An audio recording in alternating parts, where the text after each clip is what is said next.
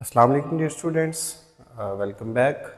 Ahmad tech academy के अंदर chapter number 2 हमने स्टार्ट किया हुआ है। आज हम इसके लेक्चर नंबर 3 के बारे में बात करते हैं, जो कि है बेटा प्रोपोजिशनल इक्विवेलेंस। प्रोपोजिशनल इक्विवेलेंस बेटा एक ऐसा कॉन्सेप्ट है कंप्यूटर के अंदर जो इस चीज़ को एक्सप्लेन करता है कि जो आपके कॉम्प्लेक्स रिलेशनशिप्स हैं, अगर हम उनको मुख्तलिफ ट्रुथ वैल्यूज़ के साथ सॉल्व करें तो वो हमें सेम आंसर देते हैं। इसकी हम डिफाइन कुछ इस तरह से करते हैं, two logical expressions are equivalent if they produce same result for all possible truth values. बेटा इसको रिप्रेजेंट करने के लिए हम 3 लाइंस का जो सिंबल है वो इस्तेमाल करते हैं। तो लॉजिकल इक्विवेलेंस बेटा हम यूज़ क्यों करते हैं? बेटा ये बहुत सारे हमारे जो कंप्यूटेशनल थिंकिंग होती है, जैसे हमने प्रीवियस एक टॉपिक पढ़ा था लॉजिकल रीजनिंग। ये बेटा लॉजिकल रीजनिंग के अंदर जो है वो हमें बहुत ज़्यादा फ़ायदा देती है। इसके अलावा अगर आप मैथमेटिक्स के बहुत सारे कॉन्सेप्ट्स के बारे में बात करना चाहें तो ये उनके अंदर भी हमें मदद करती है। इसके अलावा बेटा अगर आप इसके और फ़ायदे देखें तो ये बेटा आपके एल्गोरिदम डिज़ाइंस के अंदर जो है वो बहुत ज़्यादा फ़ायदेमंद साबित होती है।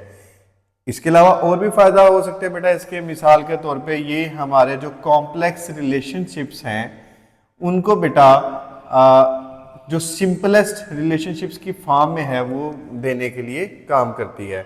जब हमारे रिलेशनशिप सिंपल हो जाते हैं तो फिर बेटा अल्टीमेटली हमारे जो टाइम है उसको सॉल्व करने का वो थोड़ा सा बेहतर हो जाता है। तो ये प्रोपोजिशनल इक्विवेलेंस के थोड़ा सा इंट्रोडक्शन है और उसके कुछ फ़ायदे हैं।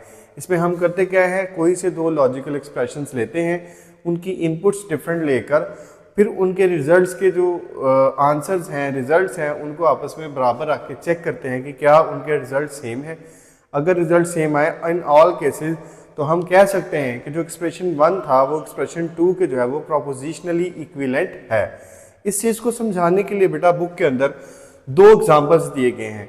हमारे पास पहला एक्सप्रेशन है बेटा ये वाला, जिसमें एक हमारे पास जो प्रोपोजिशन है वो ए लिया गया है और एक बी। अब इसके डिफरेंट केसेस हमारे पास लिए गए हैं। जैसे एक हमारे पास ये टेबल है जिसके अंदर है A and not be, and हमारे पास आपको पता है जो लॉजिकल कनेक्टिविटीज हमने 3 पढ़ी थी, इसका पिछला लेक्चर का लिंक मैं ऊपर दे दूंगा, आप उस लेक्चर को देखकर उधर से ये लॉजिकल जो कनेक्टिविटीज हैं उनको समझ सकते हैं। 3 तरह की होती हैं एंड। चले उसके बारे में भी हम आगे बात करते हैं। ए एंड नॉट बी और बी एंड नॉट ए। बेटा इनको कंप्यूट करने के बाद हम इस वाले एक्सप्रेशन को कंप्यूट करेंगे और अगर इनके रिजल्ट्स बराबर आ गए तो फिर बेटा हम कहेंगे कि ये एक्सप्रेशन 1 जो है वो लॉजिकली इक्विवेलेंट है एक्सप्रेशन नंबर 2 के। इसके बारे में एक लाइन लिखी है, if both produces same results in all cases then they are logically equivalent. तो अब बेटा हम चलते हैं अपने नेक्स्ट टॉपिक की तरफ। इसी टॉपिक का अब हम नेक्स्ट टॉपिक की तरफ चलते हैं, जो कि हम इसमें ये देखेंगे कि वो जो पीछे हमने एक्सप्रेशंस लिए थे 2, उनकी जो पॉसिबल रोज हैं वो कैसे बन सकती हैं।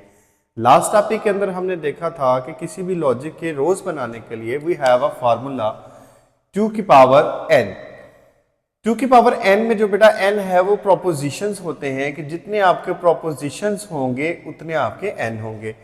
हमारे पास प्रोपोजिशंस 2 हैं, a और b। तो हमारी बेटा जो नंबर ऑफ रोज हैं 2 की पावर 2 हो जाएंगे, यानी कि 4 रोज बनेंगे। अब 4 रोज के बेटा जो पॉसिबल रिलेशनशिप्स बन सकते हैं, जैसे अगर हम a की बात करें या तो वो ट्रू हो सकता है या फॉल्स। इसी तरह अगर हम b की बात करें या तो वो ट्रू हो सकता है या फॉल्स। अब इनके 4 केसेस बनेंगे। हमने अपनी आसानी के लिए इनको a को हमने पहले दोनों फॉल्स ले लिए और आखिरी दोनों ट्रू, और इसी तरह से b के हमने एक पहला फॉल्स ले लिया, फिर ट्रू, फिर एक फॉल्स ले लिया और फिर एक ट्रू। अब बेटा हम एक नीचे करने जा रहे हैं कंस्ट्रक्ट एक टेबल को। ये टेबल हमें इस चीज को एक्सप्लेन करने में मदद करेगा। पहले हम इसके रिलेशनशिप्स बनाएंगे। एक्सप्रेशन नंबर 1 जो कि है a एंड नॉट b और b एंड नॉट a। हमने पीछे लिखा था कि एक्सप्रेशन 1 जो है अगर इक्विवेलेंट हो एक्सप्रेशन 2 के तो हम लॉजिकली इक्विवेलेंट कह देंगे। हम पहले एक्सप्रेशन 1 का लॉजिकली टेबल बनाते हैं। लॉजिकली जो टेबल है उसको बनाने के लिए हमने यहाँ पर जो वैल्यूज निकाली थी a की, हम वो लिख लेते हैं। हमारे पास पहले f था, फिर f था, एक ट्रू और एक ट्रू। ये हमने a के केसेस ले लिए। b के केसेस के लिए हमने पहला फॉल्स लिया था, दूसरा ट्रू लिया था, फिर फॉल्स लिया था और फिर ट्रू लिया था। अब बेटा नॉट बी की अगर हम बात करें तो नॉट बी बेसिकली जो है वो रिवर्स होता है बी का। इसके लिए जो सिंबल था वो हमने देखा था कि लॉजिकल कनेक्टिविटीज में ये सिंबल यूज होता है। तो फॉल्स का रिवर्स क्या होगा बेटा? ट्रू। ट्रू का रिवर्स क्या होगा? फॉल्स। फॉल्स का रिवर्स क्या होगा बेटा? ट्रू। और ट्रू का क्या होगा? फॉल्स। ये वैल्यूज बेटा किसकी निकली हैं? नॉट बी की। अब बेटा हमने फाइंड करना है ए एंड नॉट बी। इस ए को और इस नॉट बी को हमने फॉल्स जो है वो करना है एंड के एतबार से। एंड में क्या होता है? दोनों ट्रू हो तो फिर बेटा आंसर ट्रू आता है, अगर एक भी फॉल्स हो तो आंसर फॉल्स आएगा। अब देखिए इसमें एक फॉल्स है एक ट्रू है, बीच में एंड है। एंड में जब एक भी फॉल्स हो जाए तो आंसर क्या आता है? फॉल्स। तो इधर क्या आंसर आ जाएगा हमारा? फॉल्स। अब फॉल्स फॉल्स वो तो डेफिनेटली सी बात है बेटा फॉल्स होगा। ट्रू ट्रू इसका आंसर क्या होगा हमारे पास? ट्रू। अब ट्रू फॉल्स एंड ऑपरेटर है तो एक भी फॉल्स हो तो क्या आ जाता है हमारा? फॉल्स होता है। तो यहां पर हमारा क्या आएगा? फॉल्स। अब हमारे पास नेक्स्ट एक्सप्रेशन है नॉट ए।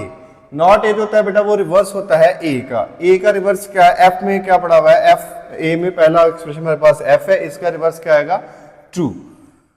फॉल्स का रिवर्स ट्रू, ट्रू का रिवर्स फॉल्स और ट्रू का रिवर्स फॉल्स। अब हमारे पास ए का रिवर्स आ गया नॉट ए। अब बेटा हम फाइंड करेंगे बी को नॉट ए के साथ करेंगे। ये हमारा बी है और ये हमारा नॉट ए है, बीच में ऑपरेटर है नॉट एंड वाला। False true false, true true true, false false false आ जाएगा, ट्रू फॉल्स फॉल्स आ जाएगा।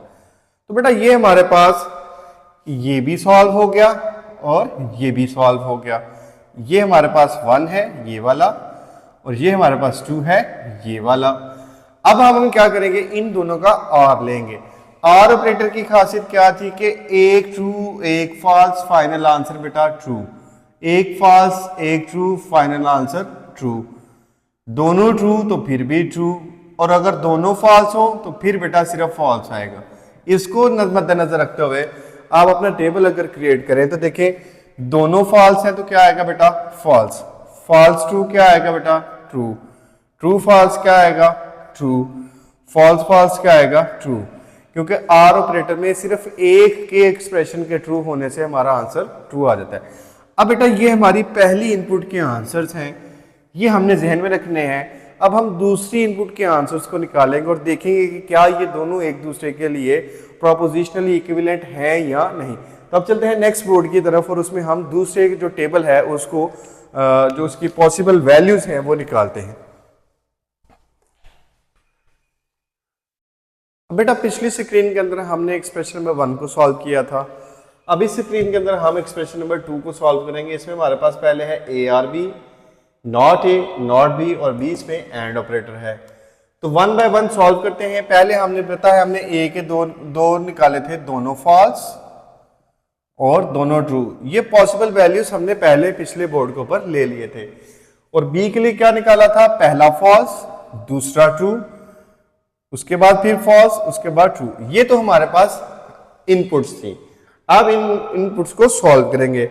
जैसा कि बेटा हमने पहले भी सॉल्व किया, आर ऑपरेटर में किसी एक के ट्रू होने से फाइनल आंसर ट्रू हो जाता है। ये दोनों फॉल्स हैं तो ये तो डेफिनेटली फॉल्स ही आएगा। फॉल्स ट्रू है, आर ऑपरेटर है तो इसका मतलब क्या है? ट्रू। ट्रू फॉल्स है तो इसका आंसर भी ट्रू आ जाएगा। दोनों ट्रू होंगे तो बेटा फाइनल आंसर क्या आएगा? ट्रू। तो ये हमने ये वाला जो इतना हिस्सा था इसको सॉल्व कर लिया। अब हमारी बारी है रिवर्स फाइंड करना। ए में पहले हमारे पास फॉल्स है, नॉट ए क्या आ जाएगा? ट्रू। फॉल्स है इसका रिवर्स ट्रू, ट्रू का रिवर्स क्या आएगा बेटा? फॉल्स, और इस ट्रू का रिवर्स क्या आएगा? फॉल्स। अब हम नॉट बी की बात करते हैं। नॉट बी में हमारे पास पहले फॉल्स है तो ये क्या आएगा? ट्रू। फिर बेटा हमारे पास ट्रू है तो ये क्या आएगा? फॉल्स। इस फॉल्स का क्या आएगा? ट्रू, और इस ट्रू का क्या आएगा? फॉल्स। अब हमने ये जो नॉट फाइंड किए हैं इनका हमने दोनों का क्या लेना है? आर। एक हमारे पास नॉट ये है, एक हमारे पास नॉट ये है। आर लेंगे ट्रू ट्रू क्या आएगा ट्रू, ट्रू फॉल्स क्या आएगा बेटा ट्रू, फॉल्स ट्रू क्या आएगा ट्रू, दोनों फॉल्स होंगे तो फाइनल आंसर क्या आएगा फॉल्स। अब हमारे पास ये भी सॉल्व हो गया और ये भी सॉल्व हो गया। अब बेटा हमने इन दोनों का एंड लेना है। एंड लेने के लिए बेटा क्या होता है हमारे पास कि हमने देखना होता है कि फाइनल आंसर हमारा तब आता है जब दोनों ट्रू में तब आएगा जब हमारा एक्सप्रेशन नंबर 1 और एक्सप्रेशन नंबर 2 दोनों ट्रू होंगे। अगर एक भी फॉल्स हुआ तो हमारा फाइनल आंसर फॉल्स आ जाएगा। अब देखिए ट्रू ट्रू सॉरी ये नॉट ए है और ये वाला फॉल्स ट्रू, एंड करेंगे तो बेटा चूंकि एंड है एक फॉल्स एक true, final answer false.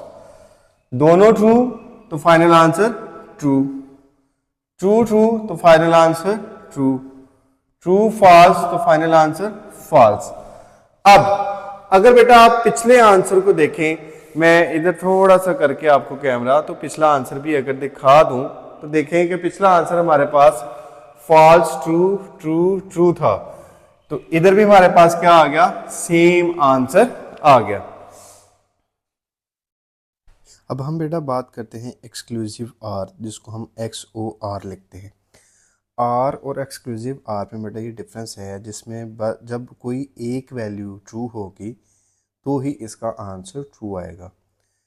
Comparatively अगर आर में देखें तो दोनों ट्रू हों तो भी ट्रू होता है, एक फॉल्स एक ट्रू हो तो भी ट्रू होता है।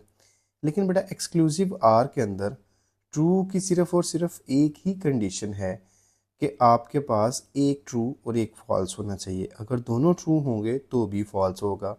जैसे कि रोल नंबर 4 में देखें, हमने इसका एक टेबल बनाया हुआ है, दोनों ट्रू हैं। अगर ये आर होता तो इसने कंप्यूट करना था एज अ ट्रू, लेकिन XOR की वजह से इसको कंप्यूट किया गया एज अ फॉल्स।